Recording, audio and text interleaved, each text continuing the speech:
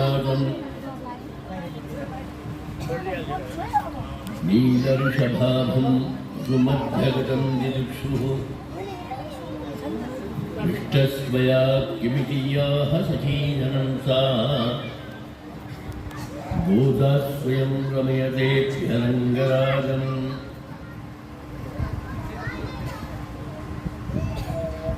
गोदा विभूषणसुरम्यवराभिधानम्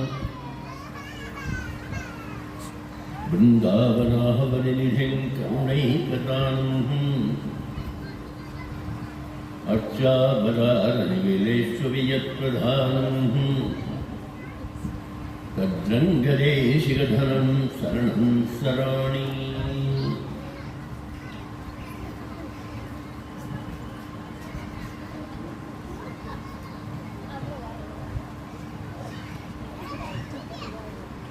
कल भी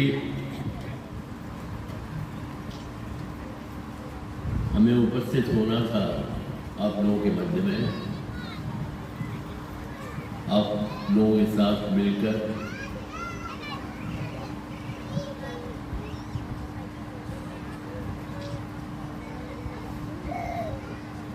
भगवत विषय का अनुभव करना था,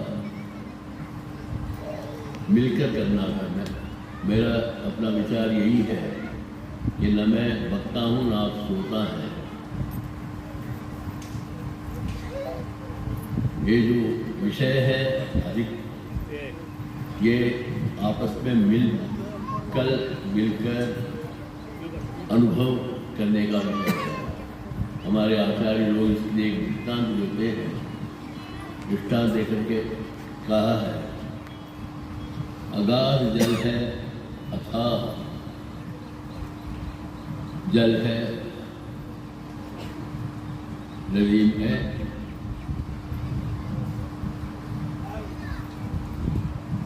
वेग से जल प्रवाहित हो रहा है, उसमें यदि उतर करके पार निकलना है, पार जाना है, तो अकेले नहीं कर सकते हैं, अकेले नहीं जा सकते हैं।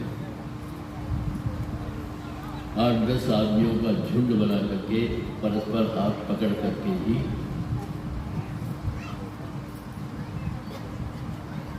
उस जल को आप पार पा सकते हैं।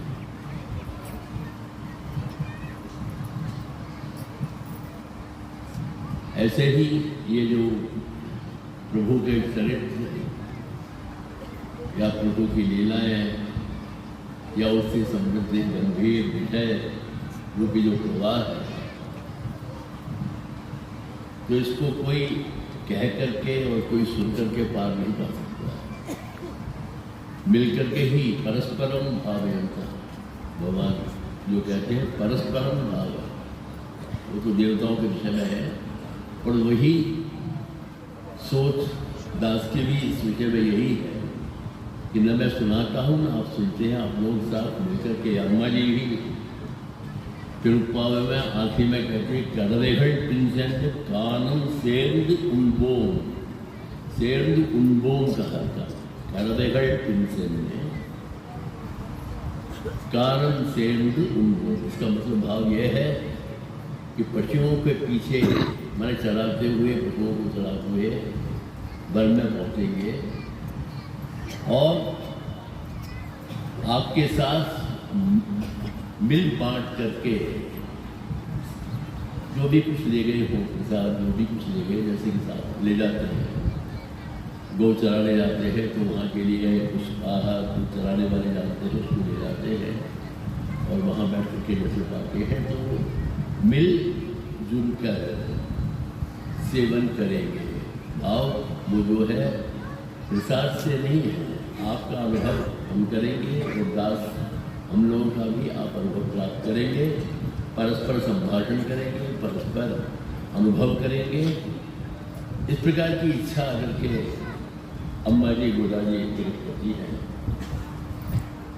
तो यही था कि कल मुझे आकर के आप लोग मध्य में बैठ करके और आपस में अनुभव करना था। अपरिहार्य कारणवश ना सका। प्रभु ने इतनी तो कृपा की कि आज मुझे दामोदर बना करके मुझे यहाँ पर भेजा। साहब से मुझे दामोदर बनाया और दामोदर बनकर के फिर मैं आपके मध्य में आया। शायद इसका साहब नहीं समझेंगे, पर हाँ जो समझ गए वो समझ गए, जो नहीं समझा नहीं समझे। तो दामोदर बनकर के मुझे आना पड़ा है। इतना प्रभु ने मेरे ऊपर कृपा की। तो परसों जो विषय का प्रयुक्त चल रहा था,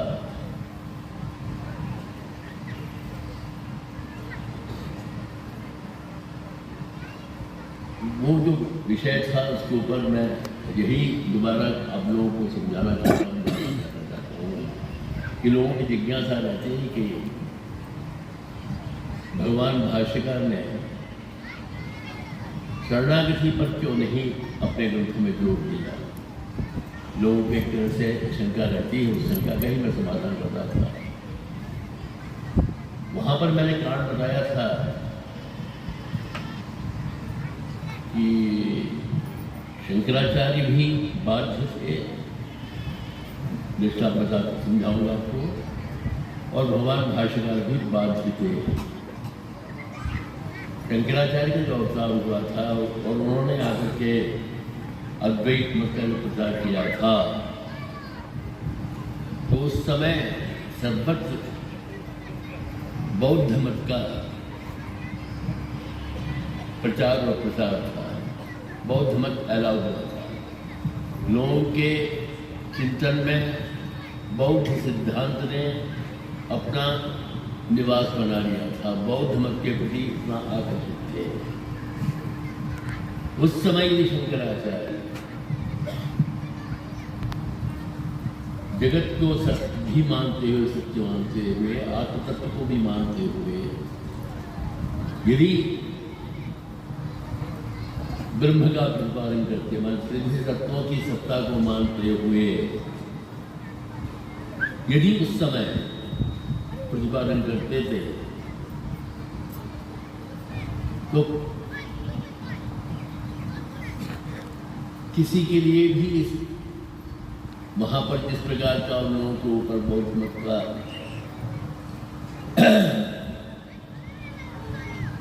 असर था उन लोगों का, उसको वो दूर नहीं कर सकते, किसी तरह नहीं करना। आप इस चीज को समझ सकते हैं एक दृष्टांत से। बहुत दिन तक कोई एक व्यक्ति उपवास करता है, बहुत दिन तक उपवास करता है, और उपवास को तोड़ करके उपवास को शांत उसको उपवास को छोड़ता है और अन्न ग्रहण करना चाहता है, तो उस समय यदि आप उसको यदि जो पूर्व में उपवास के पूर्व में जो सेवन करता था वो प्रदान आप करेंगे, तो उसकी जो पाचन क्रिया है वो उसको स्वीकार नहीं करेंगे। जो आहार उपवास के पहले लेता था उसको आप आकर के यदि उसको देंगे, उपवास को उससे समय देंगे, तो वो उसके लिए सहज रूप से पचेगी, पचेगा नहीं, वो हो जाएगा, बीमार हो जाएगा। अतः क्या करते हैं, अधिकतर छोटा सा उपवास है तो क्या करते हैं कि नींबू का जल या नींबू का वो या नारियल का पानी ऐसे लेकर के उसके उपवास को तोड़ते हैं। और बहुत दिन तक यदि उपवास रहा है तो उसको क्या करते हैं कि पदार्थ जो भी है उसको देना है, मुख से न देकर तो शरीर को उसका लेप करते हैं, जिससे धीरे धीरे उसके शरीर में रमे, रमने के पास आप उसकी पाचन क्रिया सशक्त हो,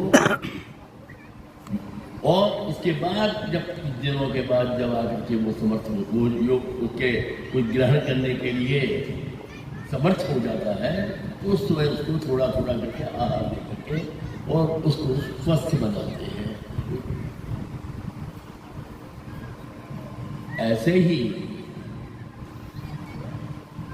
जनता की पाचन क्रिया बौद्ध मत के से ग्रहण करने से उसकी पाचन क्रिया सुप्त हो गई थी, तो उसको यदि आकर के यहाँ के जनमानस को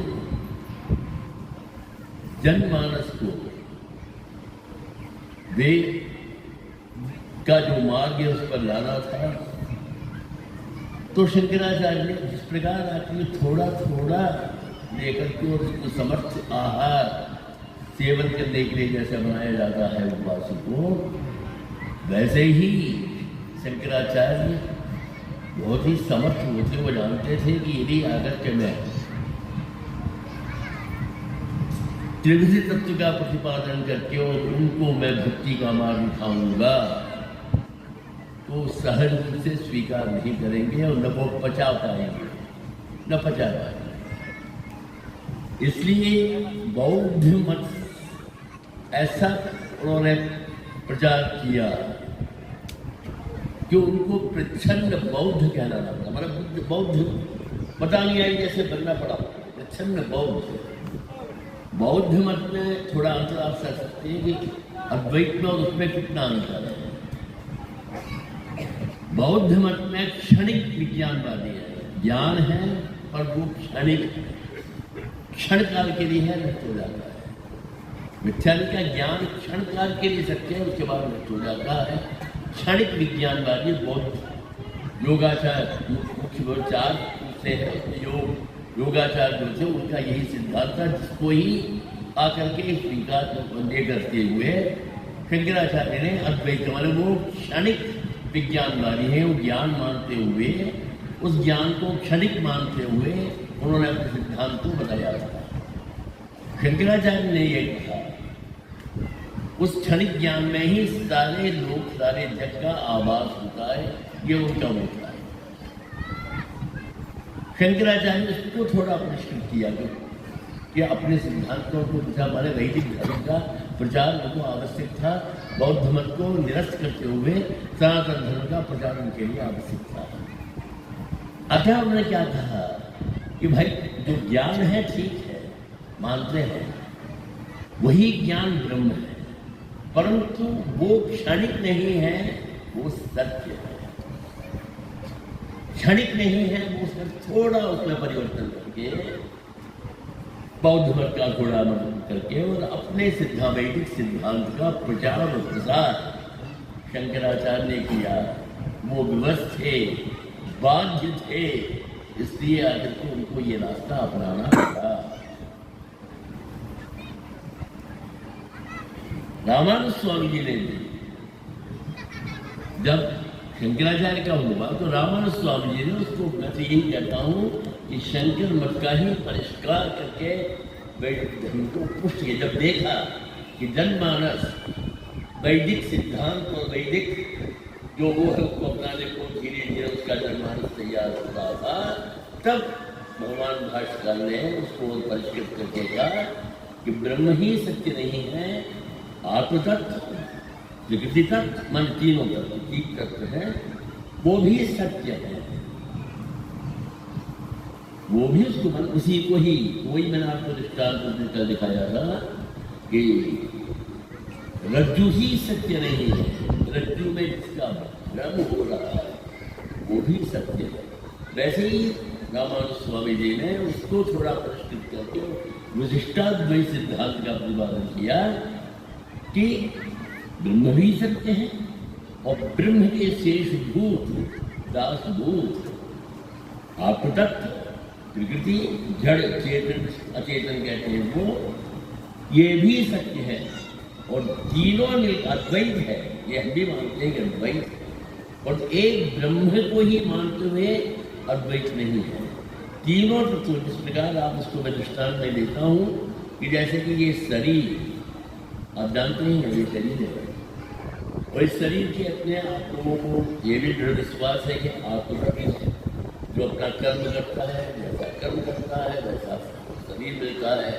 कर्म करने वाला जो आत्मतत्व है वो भी सत्य है, और उस आत्मा के अंदर जो परमात्मा है वो है स्वामी, शेषी, परमात्मा, शेष, आत्मा और शरीर। आत्मा का भी शेष जो है शरीर, ये तीनों मिलकर तो है।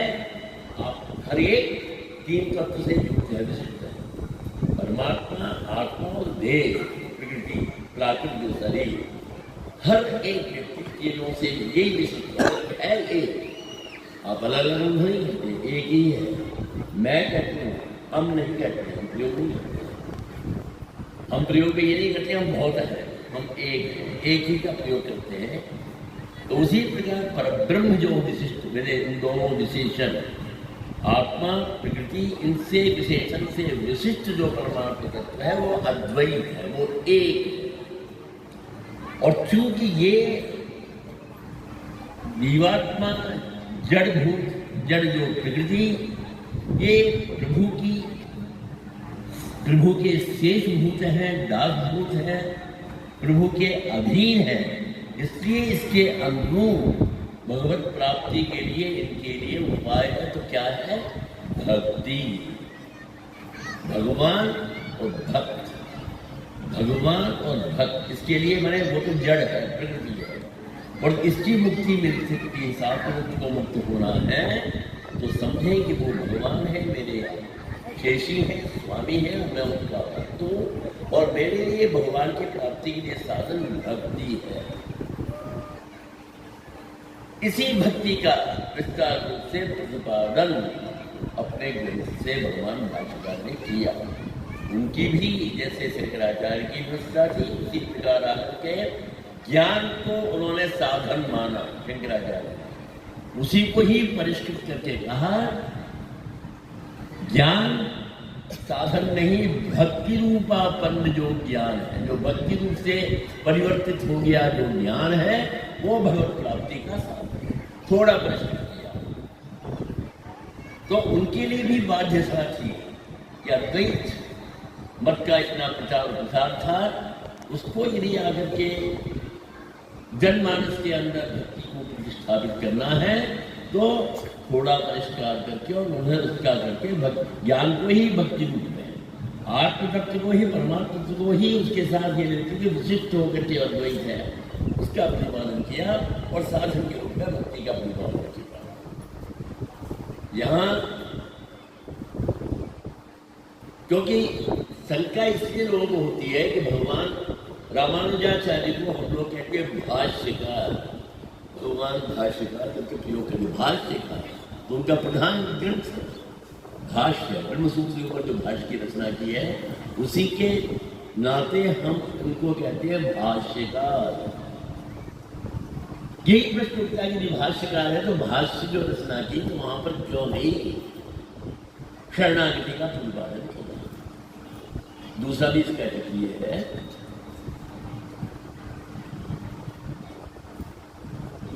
कि भगवान वो स्वतंत्र ग्रंथ नहीं है, ब्रह्मसूत्र की व्याख्या है,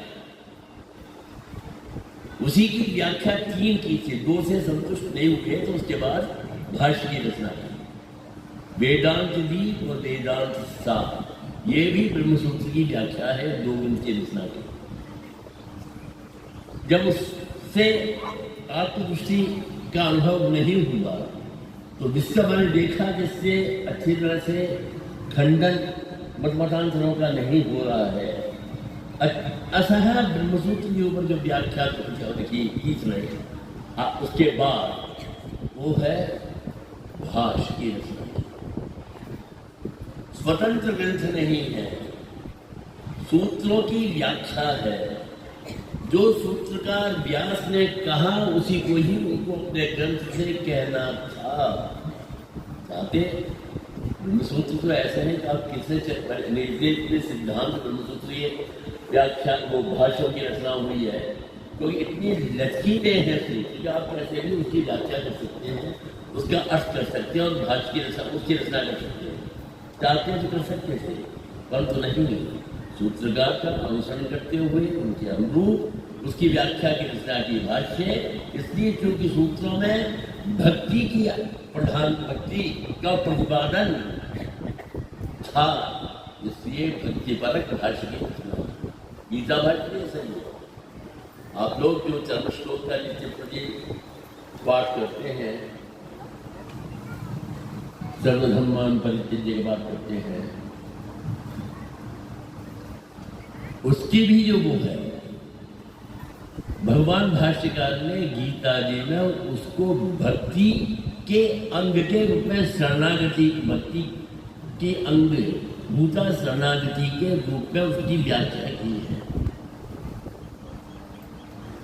धर्मश्लोक जो है हम लोग शरणागति पर उसको अनुभव करते हैं, जानते हैं। हमारे आचार्य लोगों ने जो व्याख्या की उसको उसके अनुसार शरणागति पर हम धर्मश्लोक को जानते हैं और उसका नित्य प्रति अनुसंधान उसी रूप में करते हैं। जब आप भगवान पंच संस्कार होता है तो पंच संस्कार के समय जब चेतन को आचार्य प्रभु की शरणों में जाकर समर्पण करते हैं, जिसी को शरणागति कहते हैं, तो उस समय जो पाठ किया जाता है पुरस्कार होता माँ का अगर है ये प्रत्यनि कल्याण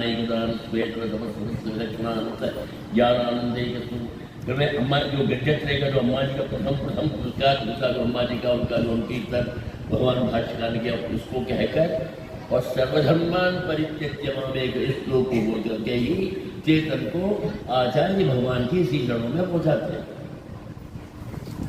तो उसका तात्पर्य यही हुआ कि वो जो धर्मश्लोक है परंपरा के अनुसार, आचार्य परंपरा के अनुसार हम लोग उसका अनुसंधान शरणागति परक शरणागति के रूप में करते हैं। और रामानुज स्वामी जी ने गीता में जब भाष्य का रचना की, आप लोग देखें तो वो भक्ति जो है, भक्ति के प्रतिबंधक जो पाप है, भक्ति को जागृत भक्ति को उत्पन्न होने में जो बाधा उपस्थित करने वाले जो पाप है उसकी निवृत्ति ही प्रभु कहते हैं अहम पर सर्व पापेभ्यो मोक्षयिष्यामि मां पूछा। तो प्रभु ने जो कहा वहां पर अर्जुन को उपदेश दिया और जिसको सुनने के पश्चात करिष्ये वचनं स्थितोस्मि गतसंदेहः, करिष्ये वचनं कवा करके तैयार होता है अर्जुन युद्ध के लिए।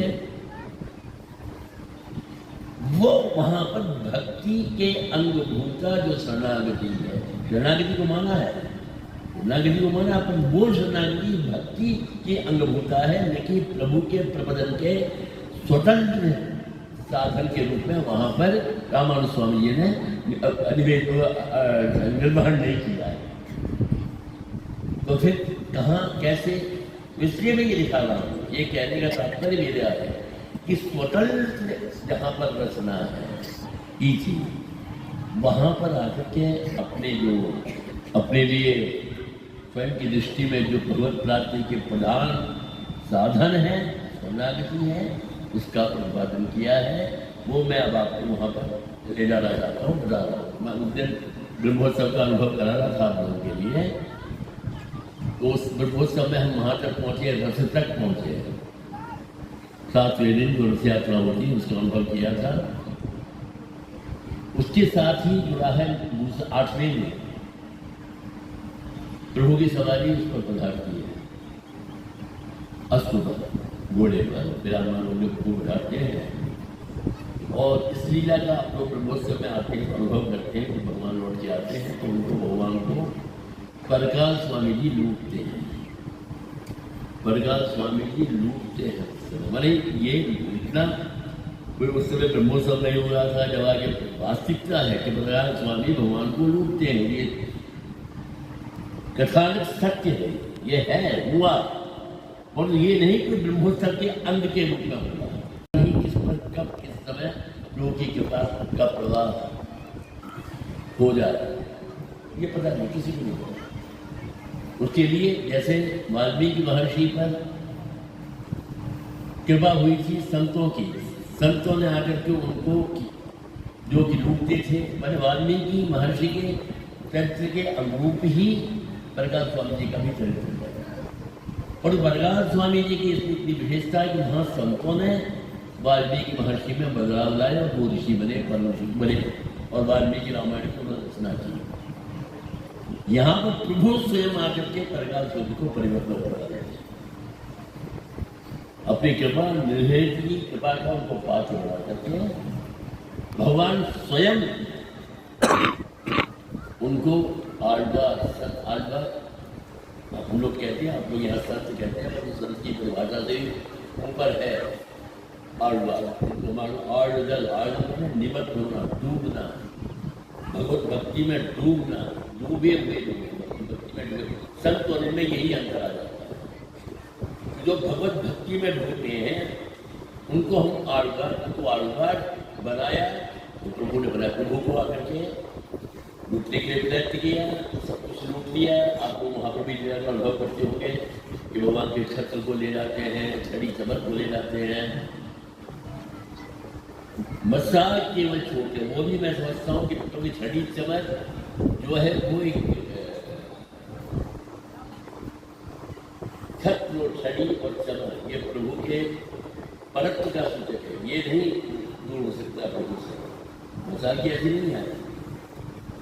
बड़े महाराज ने, रंगदेव स्वामी महाराज ने जो लीला का वर्णन करके लिखा हुआ, कैसे करना है, क्या करना है, रसूल अमल कहते हैं उसको आकर के। रसूल अमल है जिसमें जाकर भगवान दूसरों को कैसे मनाए, क्या करें, तो उसमें लिखते हैं कि मसाल छोड़कर बाकी सब मुक्त किए जाते हैं। मसाल ये सिंह उसके लिए मसाल की कौन सी ऐसी प्रधानता है? छड़ी चमक ये ब्रह्म के चिन्ह है। अगले है ये भगवान परब्रह्म के लिए बोलते हैं, वैसे ही छत्र चमक ये उनकी वो मुख्य विशेष वो है। उनको आप लूटने के लिए कैसे कर पूछने, जो ब्रह्म के चिन्ह है, ब्रह्म के वो है उनको। परंतु मसाल की कौन सी ऐसी प्रधानता कि मसाल को क्यों आकर के कहा कि मसाल को छोड़ दिया? तो बात सोचते हुए मुझे ये लगा इसलिए कि पहले से ये लाइट वाइट थोड़ी थी, विद्युत ये बिजली तो ही नहीं, अंधेरा रहता था। उसमें हमारे उस समय पहले हजारा डरते थे, 10-10 मसाल एक साल रखे लकड़ी में लगाते थे, द्वार पर उधर द्वार पर उठा के साथ उसको हजारा लगे वो चलते थे रोशनी के लिए। पीली मसाल लूटनी गई तो भगवान को कुछ अंधेरे में कुछ भी हो सकता है। ये तो लीला है ना, लीला में सब कुछ ही कोई लीला कर दे, क्या पता कोई लीला का ही वायु कर दे। इसलिए उनके कारण बड़े महाराज ने लिखा है कि मसाल को छोड़कर बाकी मुक्तों के लिए सब कुछ मुक्त हो जाए। तो लूट के सब लूट लेते हैं। भगवान के अंगुष्ठ में, मन पैर के अंगुष्ठ में एक कड़ा बहुत ही और रत्न जड़ित था वो कड़ा, जो भगवान ने धारण कर रखा था। उसको निकालने के लिए बहुत प्रयत्न करते हैं, बहुत प्रयत्न करके देखते हैं। वो नहीं डांट से वो मैंने जैसा उनकी आप गाथाओं को देखेंगे, उन गाथाओं से पता लगता है कि उनका व्यक्तित्व कैसा था। बड़े ही ढीठ थे, बड़े वो थे, किसी भी कार्य से हिम्मत नहीं हारते थे। बहुत प्रयत्न करके देखा कि किसी तरह भी उसको निकालो। किसी क्या करके दांत से भी काटते हैं, दांत से भी काटते हैं, ये करते हैं कि निकालो। तो फिर प्रभु से पूछते हैं कि कौन सा ऐसा मंत्र बड़ा है जो मैंने मेरे लिए कोई असाध्य कार्य है नहीं है, मैं नहीं समझ पा रहा हूँ। कौन सा ऐसा मंत्र पढ़ लिया जो आज के जो नहीं निकाल पा रहा हूँ। मुझे अपने में पूर्ण विश्वास है, मैं कभी भी असफल नहीं हो सकता, पर जरूर तुमने कोई मंत्र पढ़ा है जिसके कारण मैं निकाल पाता हूँ। तो भगवान मैंने कोई मंत्र पढ़ा है, यदि जानना चाहता बताता हूँ जिसके आधार पर तुम निकाल सकते। तो ठीक है, आप बताइए। तो प्रभु वहाँ पर अष्टाक्षर में वही आरंभ ही प्रकाश सूर्य की दिव्य प्रबंध का जो प्रारंभ होता है वो अष्टाक्षर मंत्र के वैभव से, उसके वैभव वर्णन से भी प्रारंभ होता है। अष्टाक्षर मंत्र का उपदेश देते हैं। तो फिर तो वो जहाँ सुना तो प्रभु के श्री चरणों का क्या महत्व वो समझ गए। कला का क्या महत्व, श्री चरण का स्पर्श हुआ और वो हुआ और उसका महत्व को उन्होंने अनुभव किया, समझ लिया और उस दिन से वो संत को आड़बार बन गए। वही एक ऐसे आड़बार थे तो घूम घूम कर तो उन्होंने लंका शासन किया, उनकी एक रिश्ता है। बाकी जितने भी आड़बार हैं जहाँ जहाँ जिस का वर्णन किया है, सरस्वती ने किया है, अन्य प्रदेश होगा। स्वामी महाराज ने एक स्वामी के बारे में ये था कि वो जो इमली का वृक्ष उसके पैक करके ही पूरा अनुभव किया। भगवान ने स्वयं आकर को दर्शन दिया, अनुभव किया, उसका मंत्राशासन किया। घूम करके मंत्राशासन यदि किसने किया तो आपके यहाँ पर भी आए थे, नेपाल में आकर बद्रीनाथ का आकर के मंत्राशासन किया है, बद्रीनाथ गए थे। और सब जगह आगे घूम करके उन्होंने मंगलाचरण किया। तो यहाँ पर ये कि बलराम सूर्य का कौन सा ऐसा कर्म था, कौन सा ऐसा था, कौन सा उनका ऐसा पुण्य था, कौन सा जो कि भगवान आकर के उनको उपदेश करके और उनको आकर के अपने हाथ से मिले थे। यही निर्देश जो यही उसके माध्यम से महोत्सव आप लोग आते हैं, दर्शन करते हैं, अनुभव करते हैं। पता नहीं किस चेतन पर प्रभु की निर्हेत की कृपा का प्रभाव हो। निर्हेत की कृपा को दर्शाने के लिए ही ये लीला का समावेश समायोजन भगवान के उत्सव में किया। मैंने यही पहले कहा था कि ब्रह्मोत्सव नहीं था जिसके अंदर होता है, ये सब लीलाओं का समायोजन इस दृष्टि से किया जाता है कि जो लोग आते हैं जिससे शिक्षित होकर के अपने प्रभु। अब जैसे इससे क्या है, जैसे यही है कि आशा करें कि साथ प्रभु की का पात्र मैं भी बन सकता हूँ, क्योंकि उसके लिए कोई हेतु की आवश्यकता नहीं। कहाँ प्रसिद्ध हो गया हमारे। अब अगले दिन आकर के आप देखते हैं नौवां उत्सव जिस दिन आकर के आप वो भगवान अम्मा जी के प्रणय प्रभु और माँ इन दोनों के बीच में जो प्रणय कला है, ये भी चेतन के उसके चेतन के कल्याण के लिए ही ये लीला वहाँ समावेश की गई, वहाँ रखा गया। क्या आप सोच सकते, मैंने भगवान प्रभु क्या करते हैं, पहले तो उस समय आप लोगों ने अनुभव किया होगा, ब्रह्मा वस्त्र बदलते हैं। पिछाड़ी ब्रह्माजी और भोलानाथ जी के मंदिर के बीच में जो जगह है, वहाँ पर भगवान बार बार जाते हैं, आते हैं और उनको पहले से ही वस्त्र उड़ाया हुआ होता है। 9 वस्त्र तो 9 का भी वो है कि 7 8 5 जीव तत्व और 9 में परब्रह्म। जब 9वां वस्त्र जब बदल 9वें फिर माने असंख्य अनेक बार 9 की संख्या सब वो है अंतिम है।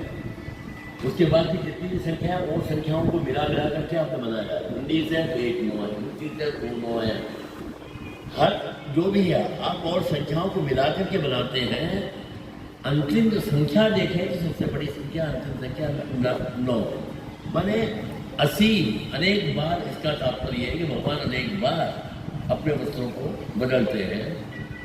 क्या भाव है उसमें, हम लोग उसके साथ जोड़ के देखें प्रणय कथा के साथ कि अपने देश को जो अपने वो है जो होकर के आए थे, जिसके कारण कहीं माँ के हृदय में संशय पैदा हो सकती है, उसको इसीलिए शीशा भी रखा जाता है। देखते भगवान के आगे और पीछे शीशा यह देखिए इसीलिए है कि आकर के अपने जो भी किसी प्रकार का कोई चिन्ह हो जिससे माँ संशय करे, संशय के कारण रुष्ट हो, इससे बचने के लिए प्रभु अलंकरण अपना करते हैं, बार बार करते हैं, परंतु माँ की नजर से बचते नहीं, माँ की नजर से बचते नहीं हैं। इसीलिए क्या होता है कि आप देखते हैं जब प्रभु पधारते हैं तो द्वार बंद कर दिया जाता है, फिर द्वार जब खुलता है तो प्रभु अंदर जाना चाहते हैं तो फिर द्वार बंद कर दिया जाता है।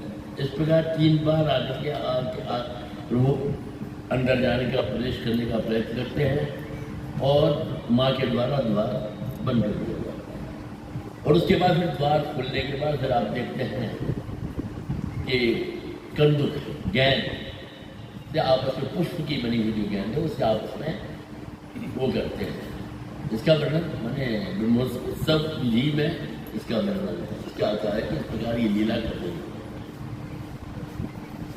आपस में आकर के कंदुक से प्रहार। आपस में वो क्या है, कंदुक माने गेंद क्या है, वो एक कर्म सूत्रोपपादित है। तो न्यंचत भी उठंचत भी कर्म सूत्रोपपादित है। हरे देरसिक पीड़ा प्रभु के हृदय जंतु भी। ये तो बड़ा ही सुंदर इसका भाव है कि जिस प्रकार आकर के रंगीन आप गेंद बनाते हैं, यहाँ पर आत्म तत्व ही एक गेंद के रूप में प्रकृति आत्म तत्व को ही गेंद के रूप में यहाँ पर निरूपित किया जा रहा है। तुम न्यंचत भी उदंचत भी कर्म सूत्रोपादित। कर्म सूत्र, कर्म माने तम, रज और सत्य।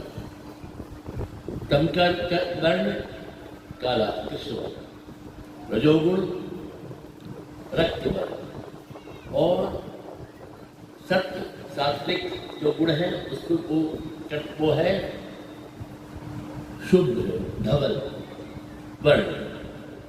माने तमोगुण का प्रतीक, तमोगुण का रंग का प्रतीक तमोगुण रंगा है कृष्ण वर्ण, रजोगुण का रक्त और सत्व गुण का वो श्वेत। ये वर्ण इसके प्रतीक के रूप में इनको बताया जाता है। तो ये जो कर्म सूत्र है जो कि कृष्ण वर्ण, रक्त वर्ण और धवल वर्ण के जो सूत्र है अर्थात प्रकृति के जो गुण है, प्राकृतिक जो गुण है, उन गुणों के द्वारा वो वर्ण वही सूत्र है, वर्ण युक्त वो सूत्र है। उस सूत्र से इस चेतन को बांध कर, वही ज्ञान है, खाली ज्ञान शक्ति है जैसे ज्ञान है, तो इस सूत्रों से बनी हुई जो ज्ञान जो आत्मतत्व है, जैसे ज्ञान को नीचे पटकते हैं फिर उछलती है, फिर नीचे मारते हैं फिर उछलती है, बच्चे जैसे खेलते हैं, वैसे ही प्रभु इस आत्मतत्व रूपी जो कंदुक है उससे आप पीड़ा करते हैं। जो कंदुक रक्त तमोवर्ण अर्थात कृष्ण और श्वेत वर्णों से बना हुई जो कंदुक है, कंदुक भी आप उसको निरूपण करते हैं इसलिए करते हैं जो आप कैंडी बनाते रंगीन बनाते हैं। तो यहाँ पर ज्ञान यदि कहा जाता है आत्मतत्व को, तो वो उसका कैसे आपने उसको वो बनाया। तो ये प्राकृत जो गुण है उन गुणों का जो वर्ण है उस वर्णों को ही आप प्रतीक रूप में लेकर के, अर्थात इसका भाव ये है कि जड़ मान प्राकृत शरीर जो है उस शरीर से युक्त आत्मतत्व है, उसको जैसा वो कर्म करता है, अच्छा कर्म करता है तो स्वर्ग में जाता है। फिर जब कर्म का फल, अच्छे कर्म का फल भोग करके स्वर्ग का अनुभव कर लेता है तो फिर लौट करके फिर यहाँ पर आना पड़ता है, ऊपर जाना नीचे आना। कर्म का अनुभव, कर्म का भोग करने के बाद अच्छा खुदे कर्म करता है तो लग जाता है, भोगने के बाद अनंत योनियों में घूमते हुए फिर आकर के मनुष्य के रूप में जन्म लेता है। उसी प्रकार सत्कर्म करता है, स्वर्ग की प्राप्ति करता है, स्वर्ग का भोग अनुभव करने के पश्चात मेरे कर्म फल जब भोग लिया तो फिर आकर के इस लोक में आना पड़ता है। तो ये ऊपर जाना और नीचे आना, ये जो है जैसे ज्ञान को आप नीचे मारते हैं तो नीचे तो ऊपर आती है, उसी प्रकार के आप ज्ञान से कर्म से क्रीड़ा करते हैं। हरे हरे से क्रीड़ा कर्म के में जंतु भी जंतु से इस प्राकृत शरीर से युक्त जो आत्मतत्व है, प्राकृत प्रकृति से युक्त जो आत्मतत्व है, प्राकृत शरीर से युक्त है, ऐसे जंतुओं से आप क्रीड़ा करके और लीला का अनुभव, आनंद का अनुभव आप करते हैं। वो है अरे वो है क्या मतलब है, यहाँ पर अम्मा जी प्रभु के चरणों में स्वीकार करने के लिए कंदुक फेंकती दिखती है। भगवान वहां से लौटा, नहीं इसको मैं अपने स्वीकार नहीं करूँगा, तुम अपने पास ही रखो, ये इसलिए ऐसा पाप किया जन को स्वतंत्र है, स्वीकार नहीं करते। फिर माँ अपनी तरफ से भेजती है प्रभु उसको स्वीकार करिए, प्रभु लौटा देते हैं। ये जो है इसमें जो हम देखते हैं कि आकर के आपस में आकर के इस प्रकार प्रभु और भगवान अम्मा जी जो कंदुक से वहाँ पर प्रहार करके पीड़ा करते हैं, उसका अंतर्निहित भाव ये है कि अम्मा जी का पुरस्कार भूता माँ भगवान के पास भेजती है और भगवान उसको स्वीकार करती है और अम्मा के पास भेजती है। आखिर में पुरस्कार यही है, आखिर में पुरस्कार का ही विजय, पुरस्कार ही भूता माँ है, वो जीतती है और भगवान को हारना पड़ता है। यही आखिर में आप लीला में देखते हैं कि भगवान जब तक आगे अनेक प्रकार के वहाँ पर आपस में वाद संवाद होता है। भगवान कहते हैं कि मैंने रामावतार मेरा प्रसिद्ध है, 11 वर्ष में प्रसिद्ध है कि मैं 11 वर्ष वाला था, मैं उस समय आकर के बने ये आप जानती हैं। और तभी मुझ पर संदेह करती है, संदेह कर रही है यहाँ पर आकर के। भगवान की तरफ से कहा जाता है। माँ कहते हैं कि ठीक है, आप रामावतार तो जानते हो, कृष्णावतार भी जानती है, उसका भी मुझे वो है, तो वो भी जानती हूँ कि आपको उस समय कृष्णावतार के समय कैसा आपका चरित्र था, उस पर विश्वास करो या रामावतार पर विश्वास। हमारे इस प्रकार के परस्पर संवाद हो करके आखिरकार भगवान कहते हैं कि मेरे और आपके भी परम भक्त सर्वोप सूरी मेरी तरफ से आपके दरबार पर उपस्थित हो रहे हैं, मेरी निर्दोषता का वो कृपा, क्योंकि सर्वोप सूरी को इसलिए भगवान वहाँ पर अपने तरफ से प्रतिनिधित्व में भेजते हैं कि इस दशा से, ऐसी दशा प्रलय रोष की दशा जो है, उसमें से सर्वोप सूरी भी अपने अनुभव में जो सहस्त्रगीत के उनकी जो गाथा है, हजार गाथा है, उसमें नायिका बनकर के ऐसा ही अनुभव सर्वोप सूरी करते हैं। मिन्नड़े बना हुआ बिल्कुल वैसा ही अनुभव है वहाँ पर भी वाले भगवान। अम्मा जी बीच में मधुमेह कहती हैं कि ठीक है, मैं स्वीकार करने को तैयार हूँ, मैं जिस कंदुक से मैंने क्रीड़ा कर रही थी वो मेरा जो मेरी कंदुक है, मेरी जो कैद है वो आप कीजिए और फिर आइए। तो भगवान कंदुक ले के देते हैं। तो माँ कहती कि बहुत उस समय फिर अपनी सखियों से कहती, वहाँ पर कहती है कि इनको भगा करके दीवार बंद पूछा जाए। तो पहले से ही ये द्वार बंद करना और कंदुक से प्रहार आज जो लीला है, ये प्रारंभ में नहीं है, पहले तो संवाद ही चलता है। और संवाद जब वहाँ पहुँच जाता है कि माँ कहती हैं कि मैं जिस कंदुक से क्रीड़ा खेल रही हूँ वो तुम्हारे पास है, वो मुझको दो और फिर अंदर प्रवेश कर सकते। भगवान जब वो कंदुक देते हैं तो वहाँ कहती है कि देखो देखो सखी, ये कैसे धूप सब कर रही है, कैसे कि मेरी कंदुक को किसी और को दे करके और उसकी लाके मुझे दे रहे हैं। इनका किसी तरह भी विश्वास और भरोसा नहीं किया जा सकता है। इनको द्वार बंद करो और प्रहार करके यहाँ से बताओ। वहाँ पर ये होना चाहिए, क्योंकि ये इसलिए नहीं संभव हो सकता है कि बीच में आकर के करके ये करने में जो वहाँ पर आकर के प्रणय रहस्य प्रणय का उसका पाठ जो चल रहा है उसमें बाधा बिल्कुल उपस्थित हो सकती है, इसलिए उसको पहले ही करते तो वहाँ पर आकर के तत्पश्चात भगवान को विश्वास सर्वोप सूरी आ करते, क्योंकि सर्वोप सूरी उसे करते हैं इस दशा से वो स्वयं मिले और उनको फिर बाद में पता लगा कि प्रभु अपने स्थान पर सही है। तो उनको विश्वास था कि क्योंकि उस दशा से गुजरते और मुझे सूर्य रूपी नायिका सर्वोप सूरी नायिका ने मुझे सही माना, तो मेरे दिल्ली बन करके माँ को भी संभालेंगे, माँ को भी समझाएंगे और वो स्वीकार करेंगी। तब आकर के भगवान वो स्वीकार करती है। बड़े यहाँ पर श्रीलंका में बताते 7 बार, एक बार नहीं, 2 बार नहीं, 7 बार। 7 बने गति का प्रतीक, बार बार आना जाना, बार बार 7 बने गति। 7 घोड़े सूर्य के हैं, 7 घोड़े बने गति के प्रतीक है। तो वो 7 बार आना जाना, इसका मतलब ये है कि अगर एक बार सूर्य सर्वोप सूरी वो भी सोचते होंगे कि कहाँ आके मैं फंस गया, इधर से माँ उधर भेजती हूँ, उनसे आके उनका संदेश लेकर के माँ के पास आती है। इसका 7 बार आना जाना सूर्य का होता है। तो उसके पश्चात आखिर में ये कहते हैं, प्रभु ये क्या कहते हैं कि मेरे 1000 नाम हैं, 1000 नाम है, उसमें मुझे किसी प्रकार की तृप्ति या संतोष नहीं है, उससे मैं संतुष्ट नहीं हूँ। 1000 नाम है, उसमें संतुष्ट नहीं है। आज से मेरा एक नाम प्रसिद्ध होगा सारे विश्व में, लक्ष्मी पदा मुझे युगांचित मस्तका। ये संवाद जो है उसका संवाद में ही है कि आखिर में प्रभु ये कह करके ही माँ के गृह में प्रवेश पाते हैं कि आखिर में कहते हैं 1000 नाम एक तरफ, और मेरा एक नाम जो अत्यंत प्रिय है वो लक्ष्मी पदाम्बुज युगांचित मस्तका। ये नाम प्रसिद्ध होता है। मैं इस सारी इसको इसलिए सुना रहा हूँ, मुख्य जो था उद्देश्य, इस लीला का अनुभव रामानुज स्वामी जी ने श्रीरंगम में कर रहे थे। उनको अपने जिस प्रकार अर्जुन अपने पाप से डर रहा था, भगवान के ऊपर भार था कि इसके पाप का जो भय को, पाप का भय को दूर करना है, तब ये युद्ध के लिए प्रवृत्त सर्व पाप, यही भगवान ने आगे में कहा।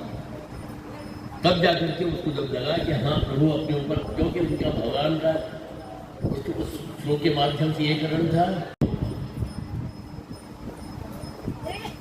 मैं तो पाप से ऊपर हूं, मुझे पाप लगेगा नहीं, तो पाप अपने आप ही नष्ट हो जाएगा। उसके लिए आचार्य लोगों ने, मेरी तरफ से भी कुछ प्रयत्न करने की जरूरत नहीं है, तुम्हारी तरफ से भी कोई प्रयत्न करने की जरूरत नहीं है, केवल मेरे आश्रय में आ जाओगे तो पाप अपने आप ही दूर हो जाएंगे। कैसे उसकी दृष्टांत देते हैं कि पुरुष एक आदमी के पीछे एक आदमी पड़ गया उसको मारने के लिए, वो आगे आगे भाग रहा, वो पीछे पीछे भाग रहा है, वो चाहता है उसको मारो, और वो बचना चाह रहा था। दौड़ते दौड़ते क्या करता है कि वो आदमी राजमहल के अंदर प्रवेश कर जाता है, राजमहल के अंदर प्रवेश कर जाता है। वो जो पीछे मारने के लिए आ रहा था वो देखता रही तो महल के अंदर जा रहा है,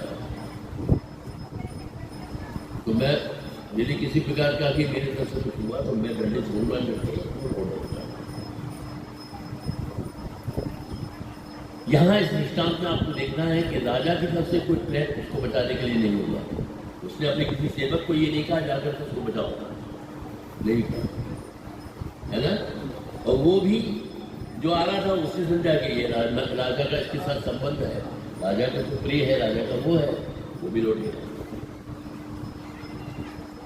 तो वो जो आदमी जो मारने भाग रहा था वो ही कर्म है जो पीछे पीछे आकर जो किया हुआ था। वो जो व्यक्ति है वो चेतन है जो भाग रहा था बचने के लिए, वो केवल महल में उसने प्रवेश किया। तो भगवान ये कहते हैं ऐसे ही तुम मेरे शरण में आ जाओ, बस सारी प्रवेश, अपनी तरफ से किसी प्रकार का भी प्रयत्न नहीं करो, जो भी करो निमित्त बनकर करो, पर तुम नहीं जोड़ो। इसलिए हम लोग संकल्प में कहते भगवतो बलेना भगवतो बलिया भगवत देवता भगवत कृपा भगवत कर्म कभी भगवत, यही निमित्त हर कर्म को करते हम यही संकल्प करके, संकल्प ये होना है, भाव भी ये होना चाहिए कि हम जो भी कर रहे हैं प्रभु की आज्ञा है, हमारे स्वामी की आज्ञा है, जो भी उसका फल है वो उनका है, हमें तो आज्ञा का पालन करना है, ये सोच करके हमें हर कर्म को करना है, हर कर्म को हमें इसी प्रकार की इसी दृष्टि से करना है, तो हम जुड़ेंगे उसका फल से, फल से वही वहाँ फले ही प्रकार भगवान का क्या होता है, उसका भाग ये है कि फल से न जुड़ना तब है जब आप आपसे उससे करेंगे कि मैं तो निमित्त हूँ, वो ही उससे करा रहे हैं, जो कुछ भी है जो कुछ भी है उनका है मेरा।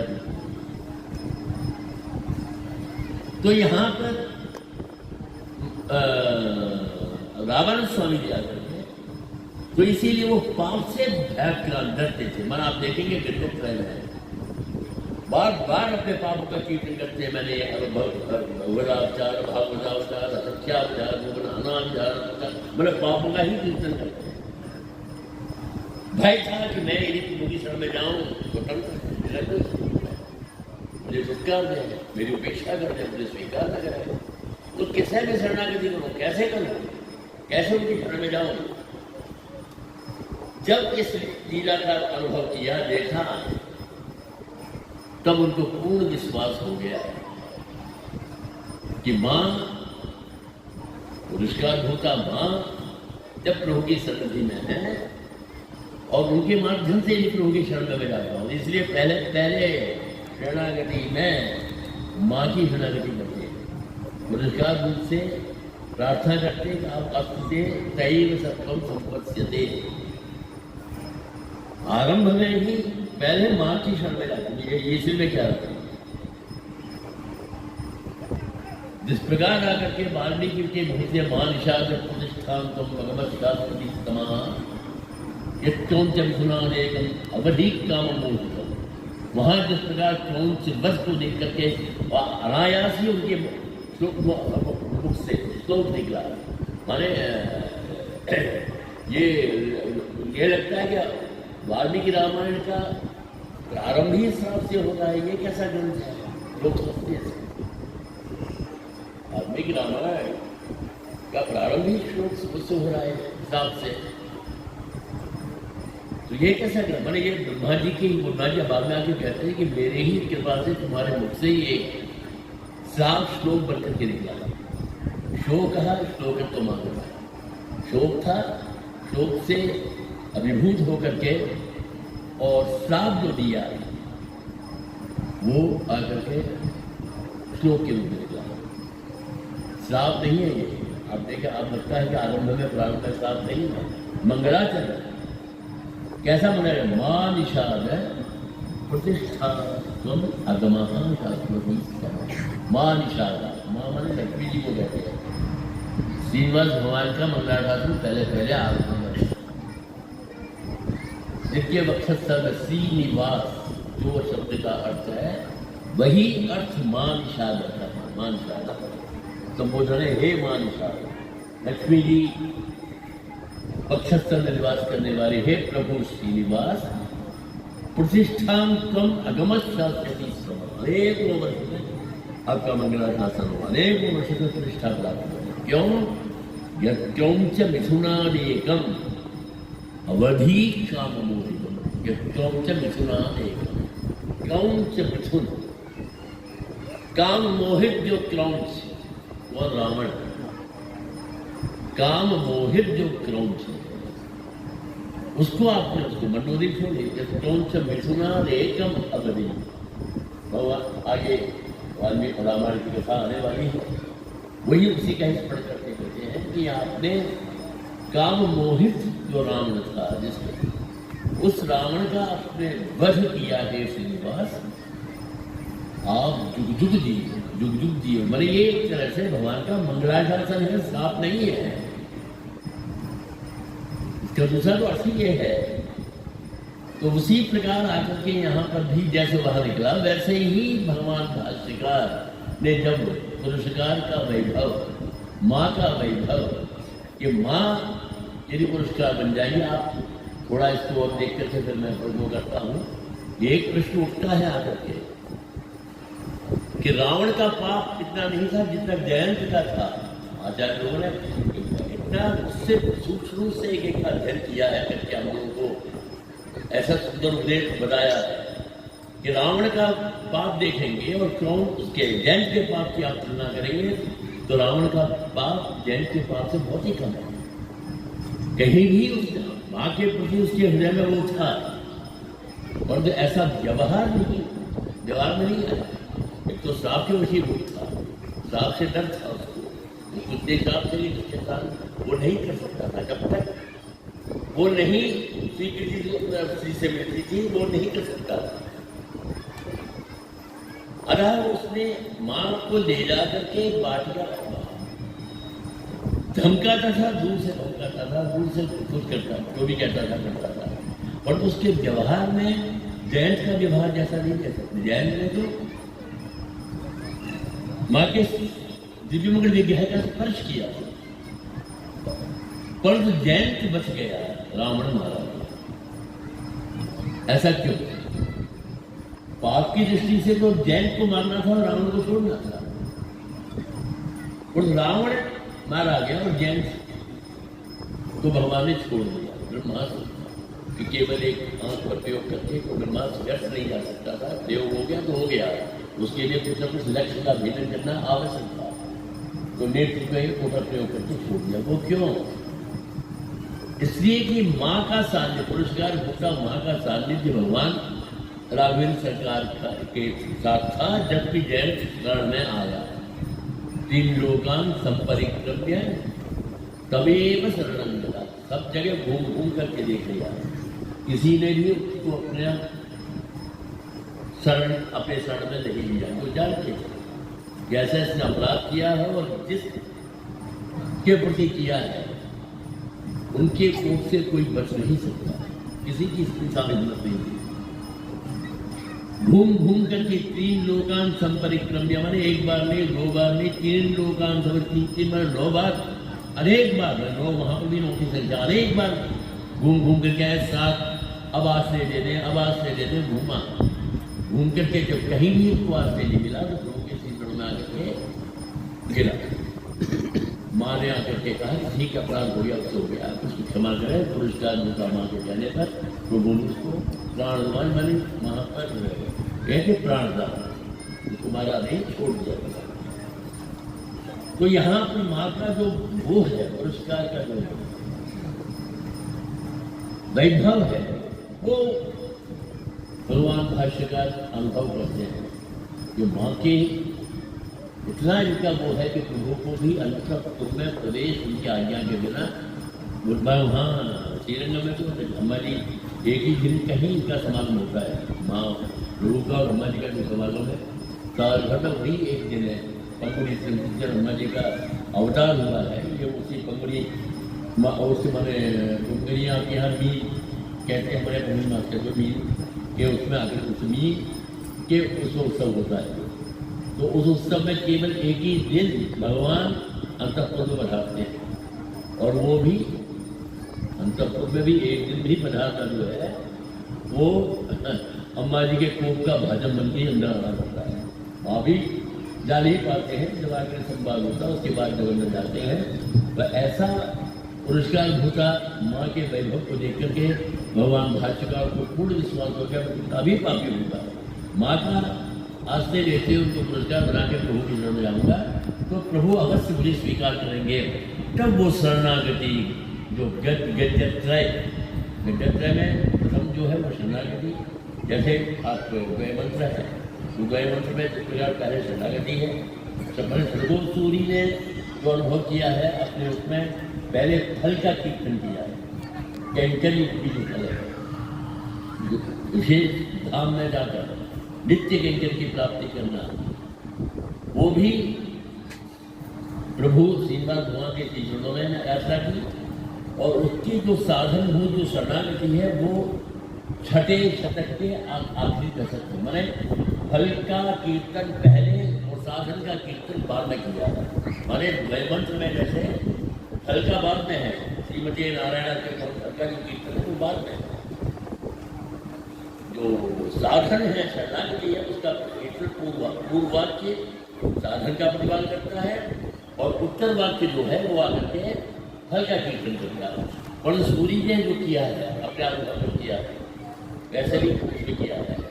उस शास्त्री में पहले फल का कीर्तन करने के बाद, अर्थात उत्तर वाक्य के अर्थ का विवरण करने के बाद में उत्तर पूर्व वाक्य का विवरण करते हैं। वो भी दोनों जो शरणागति की भगवान श्रीनिवास के सन्निधि में और कैंकर की प्रार्थना भी है, वो भगवान श्रीनिवास के सन्निधि में करते हैं सूर्य। उसी प्रकार यहाँ पर भी भगवान भाष्यकार जब प्रयोग करते हैं तो शरण, जिस प्रकार कोई मैंने कहा था कि वाल्मीकि के मुख से जिस प्रकार के श्लोक वाल्मीकि रामायण निश्चित हुआ, उसी प्रकार यहाँ पर इस लीला को देख करके और भगवान भाष्यकार ने शरणागति गद्य का प्रादुर्भाव हुआ।